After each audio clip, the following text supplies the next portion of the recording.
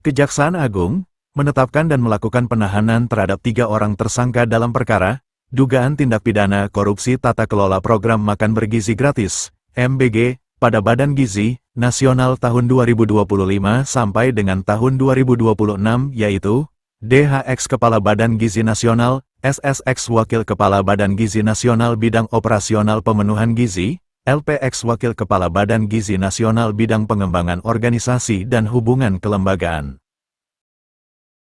Terima kasih pada teman-teman media semua, bahwa pada hari ini, Rabu, tanggal 3 Juni 2026, berdasarkan surat perintah Direktur Penyidikan, tanggal 29 Mei 2026, perihal penyidikan perkara dugaan tindak pidana korupsi tata kelola program makan bergizi gratis atau MBG pada Badan Gizi Nasional tahun 2025 sampai dengan tahun 2026.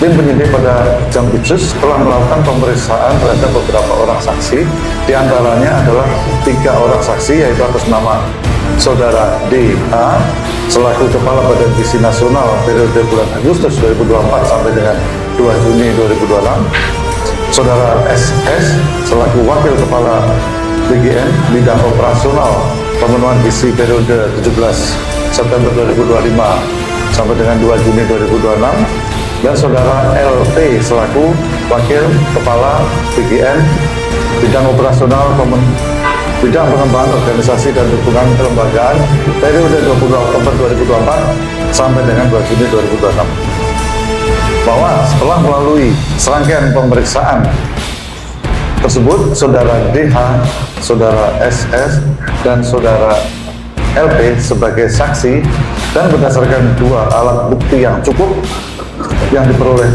tim penyidik, maka tim penyidik menetapkan Saudara DH selaku Kepala Badan Gizi Nasional, Saudara SS selaku Wakil Kepala Badan Gizi Nasional Bidang Operasional Pemenuhan Gizi, dan Saudara LP selaku Wakil Kepala BGN Bidang Pengembangan Organisasi dan Hubungan Kelembagaan sebagai tersangka dalam penyidikan dugaan tindak pidana korupsi tata kelola program makan bergizi gratis pada Badan Gizi Nasional tahun 2025 sampai dengan tahun 2026.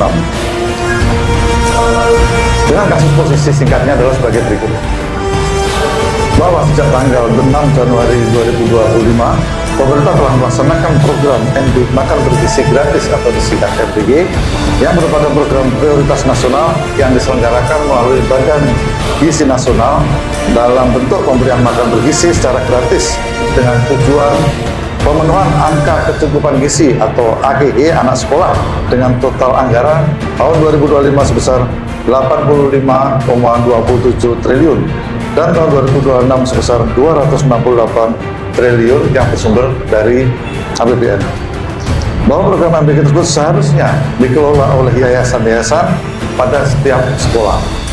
Namun pada faktanya, yayasan-yayasan yang ditunjuk sebagai mitra SPPG merupakan yayasan yang dijadikan sarana untuk kejahatan dan terafiliasi dengan pejabat atau pegawai BGN yang tidak memenuhi syarat untuk menjadi mitra SPPG, namun tetap ditunjuk dengan cara dilakukan pengaturan verifikasi pada portal mitra BGN dengan adanya atensi dari tersangka. Dan yayasan-yayasan tersebut mendapatkan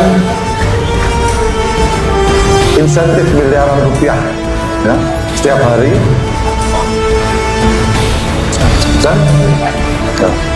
dan yayasan-yayasan tersebut terafiliasi diantaranya dimiliki oleh Saudara DH, Saudara SS, dan Saudara LP. Bahwa selain menggunakan yayasan yang terafiliasi tersebut, Saudara DH bersama-sama dengan Saudara SS dan Saudara LP dalam melakukan proses pengadaan baik barang dan jasa di BGN secara melawan hukum, melakukan intervensi kepada PPK, sehingga dalam penyusunan KAK pengadaan barang dan jasa pada BGN tidak disusun sesuai kebutuhan real di lapangan dan adanya markup harga pengadaan, sehingga terjadi kerugian yang tidak mendukung operasional pelaksanaan MBG. Di antaranya, 1. Pengadaan motor listrik sebanyak 21.801 unit dengan total pengadaan sebesar sekitar 1 triliun rupiah. Pengadaan 32.000 pasang sepatu yang tidak sesuai ketentuan dan adanya markup. Pengadaan tablet sebanyak 31.000 sekian yang tidak sesuai ketentuan dan adanya markup. Dan pengadaan televisi 75 inch sebanyak 5.400 unit yang tidak sesuai ketentuan dan adanya markup harga. Bahwa terhadap perkara tersebut telah mengakibatkan kerugian keuangan negara. Para tersangka disangka melanggar pasal 603 dan 604 untuk pasal 20 Undang-Undang Nomor 31 Tahun 99, Undang-Undang Nomor 1 Tahun 2023 tentang KUHP. Bahwa para tersangka tersebut saat ini dilakukan penahanan selama 20 hari ke depan di Rutan Salemba Cabang Kejaksaan Agung dan Rutan Salemba Cabang Kejaksaan Negeri Dari Jakarta, Selatan. Tim Demikian Liputan, kami sampaikan. Jurnal Terima Pos kasih. melaporkan.